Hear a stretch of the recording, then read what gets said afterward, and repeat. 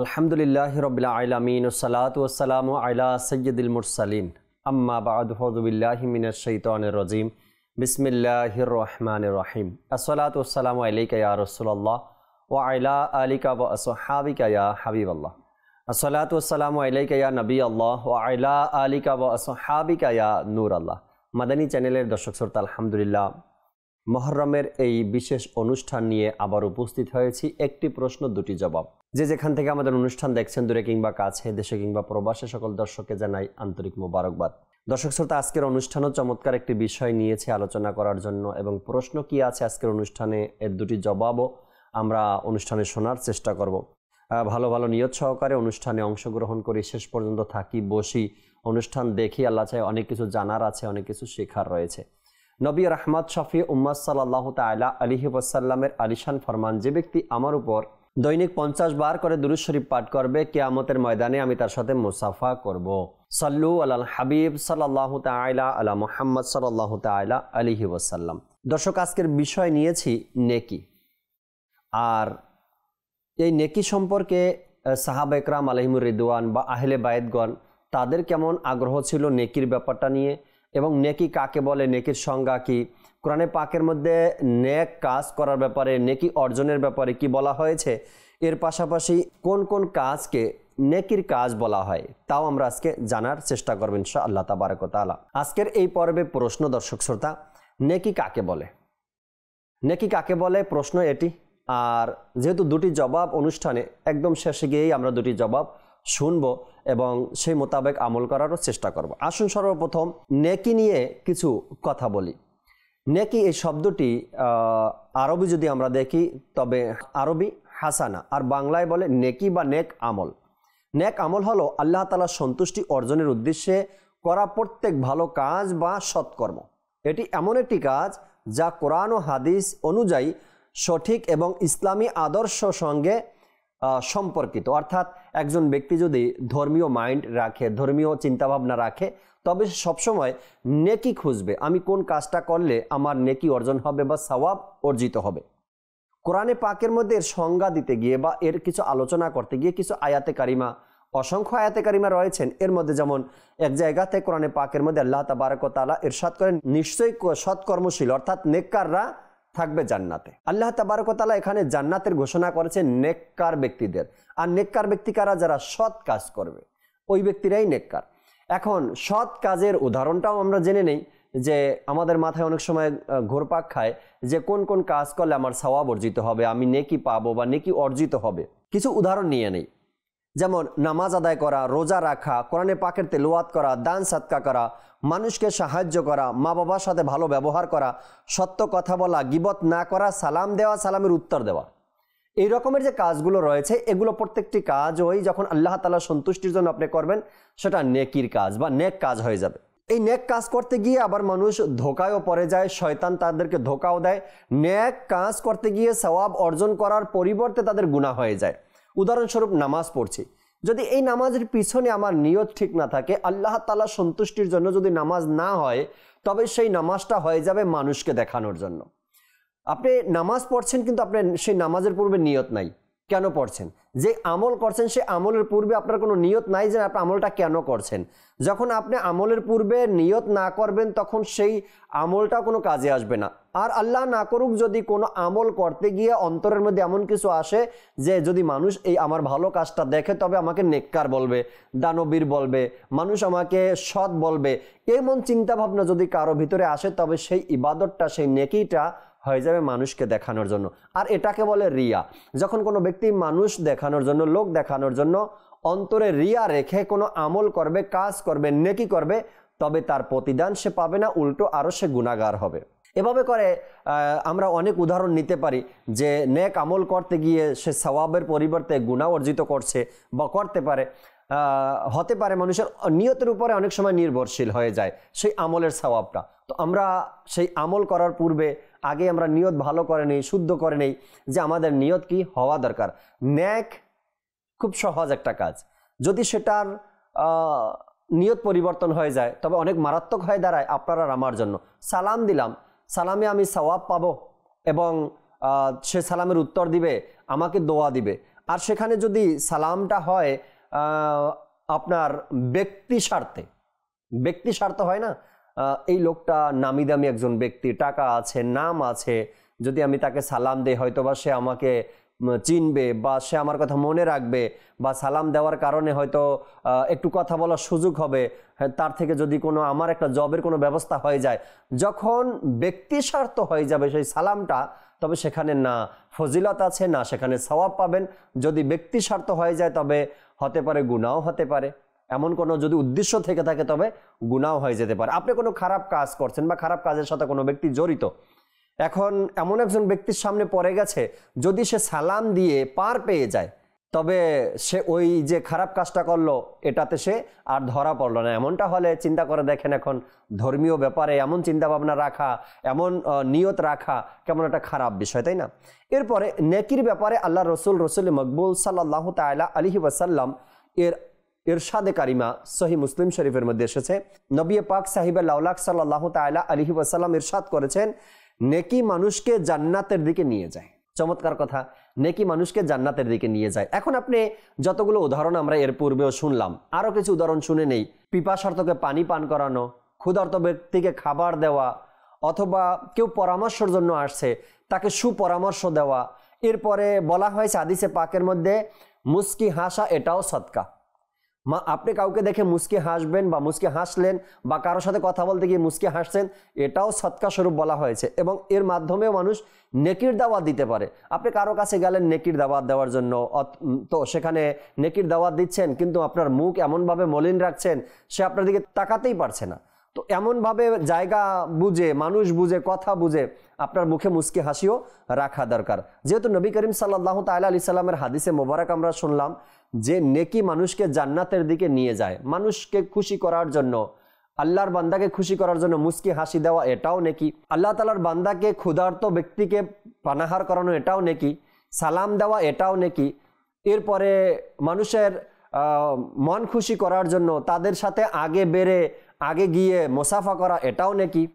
এরপরে কাউকে নামাজের জন্য আহ্বান করা এটাও নেকি, নেকির দাওয়াত দেওয়া এটাও নেকি। আপনি যেভাবেই দেখেন না কেন, ধর্মীয় দিক থেকে যখন কোনো কাজ আল্লাহ তার রাসূলের সন্তুষ্টির জন্য করা হয় এটা নেকি।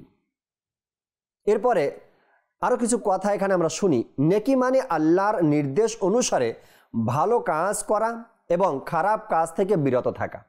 আল্লাহ তাআলার নির্দেশ অনুযায়ী ভালো কাজ করা এবং খারাপ কাজ থেকে বিরত থাকা। আরও কিছু কথা শুনি। নেকির প্রতি উৎসাহ দেওয়া মানে হলো মানুষকে ভালো কাজে আগ্রহী করা, তাদের মনে এই বোধ জাগানো যে নেক আমল আল্লাহর সন্তুষ্টির উপায় এবং দুনিয়া ও আখিরাতের কল্যাণের মাধ্যম। নেক আমল করা, মানুষকে করার ব্যাপারে উৎসাহ প্রদান করা, কত চমৎকার কথা বলা হয়েছে। নেকির প্রতি উৎসাহ দেওয়া মানে হলো মানুষকে ভালো কাজে আগ্রহী করা। আজ যেটা দাওয়াত ইসলামী করছে, আজ দেখেন প্রত্যেকটা ডিপার্টে, প্রত্যেকটা ক্ষেত্রে মানুষকে নেকির প্রতি আগ্রহী করছে। এরপরে তাদের মনে এই বোধ জাগানো যে নেক আমল আল্লাহ তাআলার সন্তুষ্টির উপায় এবং দুনিয়া ও আখিরাতের কল্যাণের মাধ্যম। কোরআনে পাকের মধ্যে ভালো কাজ যেটা শরীয়ত সম্মত এবং আল্লাহ তাআলার সন্তুষ্টির জন্য, সেটাতেই সওয়াব রয়েছে, সেটাই নেক। কোরআনে পাকের মধ্যে বলা হয়েছে যে কেউ অনুপরিমাণও ভালো কাজ করে সে তা দেখতে পাবে। কবে দেখতে পাবে? কাল কিয়ামতের ময়দানে। যদি আপনি পৃথিবীতে, দুনিয়াতে অনুপরিমাণও ভালো কাজ করেন, সওয়াবের কাজ করেন, নেকির কাজ করেন, তাও আপনি দেখতে পাবেন। আর যদি কোনো ব্যক্তি অনুপরিমাণ গুনাহের কাজ করে সে তাও দেখতে পাবে কাল কিয়ামতের ময়দানে, এবং যদি নেকির কাজ করে এর জন্য প্রতিদান পাবে, আর যদি সেই অনুপরিমাণ গুনাহের কাজ করে এর জন্য শাস্তিও তাকে ভোগ করতে হবে। এই আয়াত আমাদেরকে শেখায় কোনো ভালো কাজই ছোট নয়, বরং তার প্রতিদান আল্লাহ তাআলা দিবেন। কোনো ছোট কাজ, ছোট নেকি কোনো ছোট নয়। আপনি হয়তোবা সালামের কথা বলবেন, সালাম ছোট নয়। যদি এই সালাম আল্লাহ তাআলার সন্তুষ্টির জন্য হয় আর আল্লাহ তাআলা কবুল করে নেন, হয়তোবা এর উসিলাতেই কাল কিয়ামতের ময়দানে ক্ষমা হয়ে যাবে, আমাদের নাজাত হয়ে যাবে। আর রাসূল করিম সাল্লাল্লাহু তাআলা আলাইহি ওয়াসাল্লামের একটা হাদিসে মোবারকা যা বুখারী এবং মুসলিম শরীফের মধ্যে রয়েছে, রাসূল আকরাম সাল্লাল্লাহু তাআলা আলাইহি ওয়াসাল্লাম ইরশাদ করেছেন, তোমরা আগুন থেকে বাঁচো যদিও সেটা একটি খেজুর দানার সদকা দিয়ে হয়। আল্লাহ, কত চমৎকার হাদিসে পাক! তোমরা আগুন থেকে বাঁচো যদিও সেটা একটি খেজুর দানার সদকা দিয়ে হয়। এখন এই আগুন, কোন আগুনের কথা বলা হয়েছে?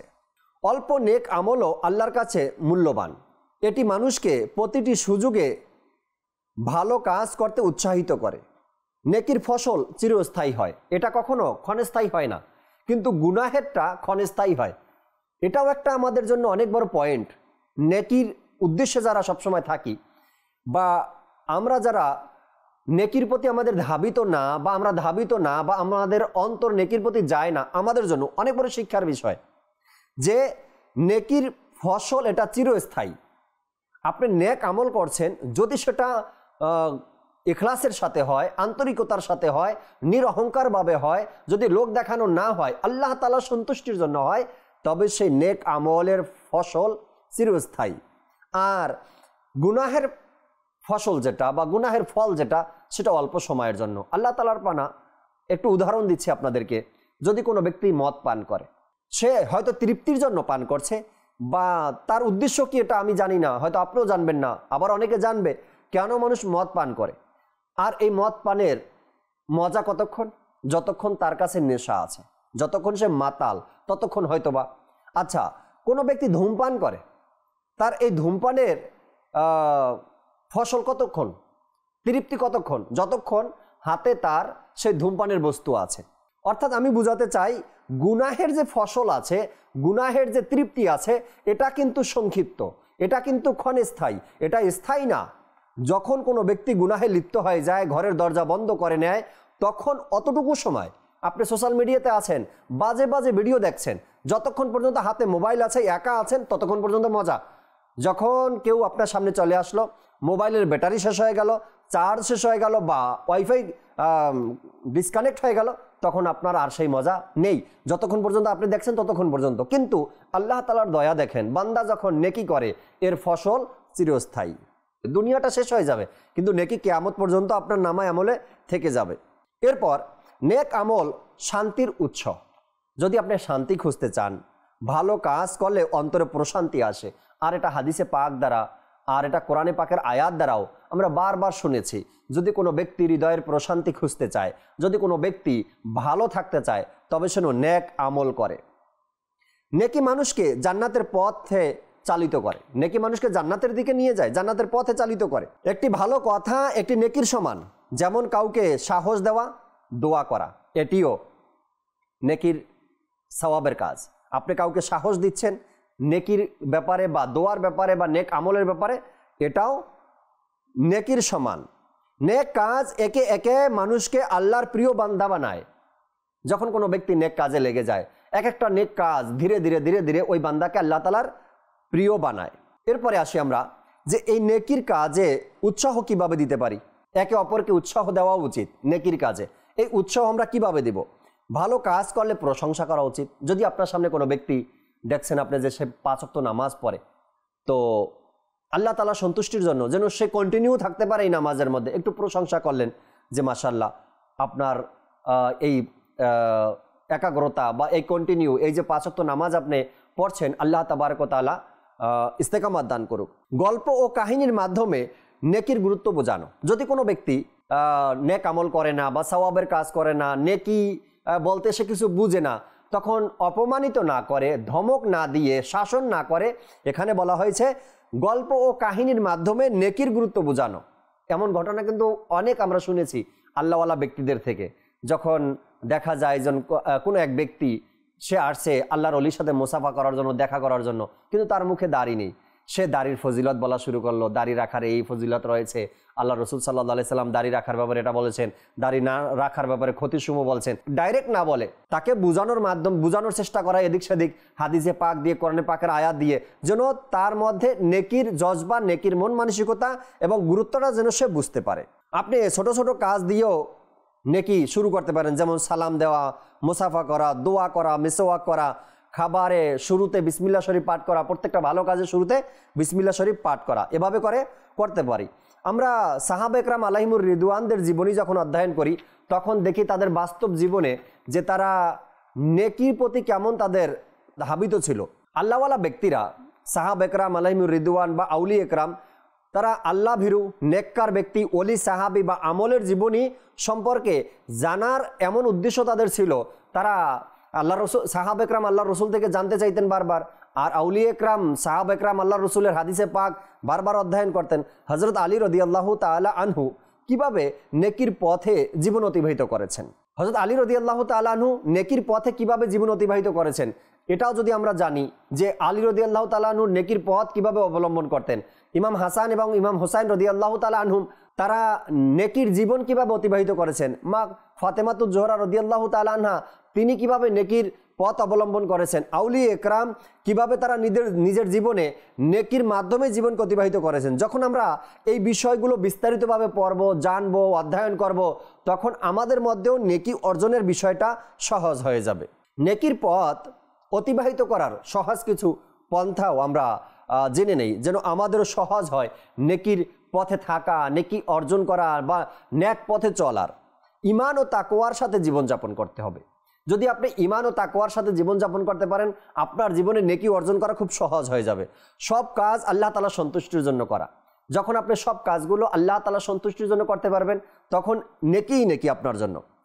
এরপরে হারাম কাজ থেকে দূরে থাকা, যখন কোনো ব্যক্তি হারাম কাজ থেকে দূরে থাকবে, অবশ্যই সে হালালের দিকে হাত বাড়াবে এবং হালাল উপার্জন করবে, আর হালাল উপার্জন করা, হালাল খাওয়া, এটাই নেকির মাধ্যম। নিজের চিন্তা ও কাজকে কোরআন ও হাদিসের অনুযায়ী পরিচালনা করা, আমি চিন্তা যেটা করি এবং কাজ যেটা করি এটা যেন কোরআন ও হাদিস মোতাবেক হয়, আল্লাহ তার রাসূলের সন্তুষ্টির জন্য হয়, শরীয়ত সম্মত যেন হয়, তবেই সেটা হবে নেকি। আখলাক বা চরিত্র উত্তম হওয়ার জন্য কিছু দিক নির্দেশনা আমরা নিতে পারি, যে আমার আখলাক ও চরিত্র কিভাবে সুন্দর হবে। আখলাক ও চরিত্র সুন্দর করার জন্য বা উত্তম হওয়ার জন্য মিষ্টি ভাষী হওয়া এবং ধৈর্যশীল ও দয়ালু হওয়া, কারো প্রতি হিংসা না রাখা, ক্ষমাশীল হওয়া, এই কয়েকটা কাজও আমরা নিতে পারি নিজের আখলাক বা চরিত্রকে উত্তম করার জন্য। এরপরে দর্শক, নেকি অর্জনের জন্য আমরা মানব সেবায়ও কিছু কাজ করতে পারি। মানব সেবায় কি কি কাজ করতে পারি? গরিব দুঃখী মানুষের পাশে দাঁড়ানো, অসহায়দের সাহায্য করা এবং সমাজের মন্দ কাজ থেকে মানুষকে ফিরিয়ে আনা, এই মানব কল্যাণের কাজগুলোও কিন্তু আমরা করতে পারি, যা দাওয়াত ইসলামী FGRF এর মাধ্যমে আমাদেরকে শিক্ষা দেন। এরপরে নেকিওয়ালা জীবন অতিবাহিত করার জন্য জ্ঞান অর্জন এবং প্রচার করা, অর্থাৎ জ্ঞান অর্জন করা এবং নেকির দাওয়াত দেওয়া, যেমন কোরআন ও হাদিস, ফিক, ইতিহাস ইত্যাদি শিক্ষা গ্রহণ করা, মানুষকে দিনের নেকির দাওয়াত দেওয়া, নিজের সন্তান পরিবারকে ইসলামের পথে গড়ে তোলা, এই কাজগুলো আমরা নেকির জন্য করতে পারি, কারণ আমার প্রত্যেকটা কাজ যেন নেকির জন্য হয়। এরপরে আসি, নেকিময় জীবন অতিবাহিত করার জন্য আর কি করতে পারি?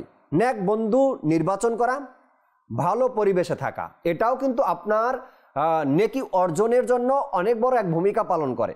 যেসব বন্ধু নেকির পথে সহায়তা করে তাদের সাথে সম্পর্ক রাখা, মসজিদ, মাদ্রাসা এবং ধর্মীয় আলোচনা এতে অংশগ্রহণ করা, এই কাজগুলো আমাদের নেকি অর্জনে উৎসাহ হতে পারে। মাদানী চ্যানেলের দর্শক শ্রোতা, চমৎকার কিছু কথা আজ আমাদের শেখার সুযোগ হয়েছে নেকি নিয়ে। নেকি কাকে বলে, নেকি কোন কোন কাজের মাধ্যমে নেক পথে থাকতে পারি, বা আমার জীবনটা নেকির মাধ্যমে আমি অগ্রসর করতে পারি, বা সারাটা জীবন যেন আমি নেক পথেই থাকতে পারি, নেকি করতে পারি, এ নিয়ে চমৎকার কিছু তথ্য আলোচনাও আমরা শুনলাম। কিন্তু আমাদের অনুষ্ঠানে দুটি জবাবও তো রয়ে গেছে। প্রশ্ন ছিল নেকি কি, কাকে বলে নেকি, সে নেকি সম্পর্কে আমরা শুনলাম, কিন্তু প্রশ্ন দুটির উত্তরও আমরা জানব ইনশাআল্লাহ তাবারক ওয়া তাআলা। রাসূল করিম সাল্লাল্লাহু তাআলা আলাইহি ওয়াসাল্লাম ইরশাদ করেন, যার আমল নামায় নেক আমল নেই, অর্থাৎ যার আমল নামায় সওয়াব নেই, নেক আমল নেই, তার জন্য চিন্তার বিষয়, সে কিয়ামতের ময়দানে আমল নামা পরে কি শোনাবে। রাসূল করিম সাল্লাল্লাহু তাআলা আলাইহি ওয়াসাল্লাম এবং সাহাবা একরাম আলাইহিমুর রিদওয়ানের জীবনধারা যদি আমরা দেখি, আর শেষে এসে শুহাদায়ে কারবালা তাদের নেকি অর্জনের যে মাধ্যমগুলো ছিল, পথগুলো ছিল, যেভাবে করতেন, ফাতেমাতুজ জোহরা রাদিয়াল্লাহু তাআলা আনহার জীবনী অধ্যয়ন করলে আমরা পাই যে তিনি 3 দিন ধরে না খেয়ে আছেন। কোনো ক্ষুধার্ত ব্যক্তি আসলেন তার ঘরের সামনে, এসে খাবার চাইলেন, ইফতারির মুহূর্তে ইফতারি যা রেখেছিলেন রুটি, সেটাও সদকা করে দিলেন যে গরিব অসহায়ের জন্য। নেকি, নেক অর্জন করার জন্য সহজ পন্থা। আর এর একটি জবাব হলো ফাতেমাতুজ জোহরা রাদিয়াল্লাহু তাআলা আনহার জীবনী। তিনি অনাহারে আছেন, না খেয়ে আছেন, রোজা আছেন, ইফতারির সময় যে ইফতারি করবেন, যখনই ক্ষুধার্ত কোনো ব্যক্তি আসলো তিনি বললেন যে এই রুটিটা তাকে সদকা করে দাও।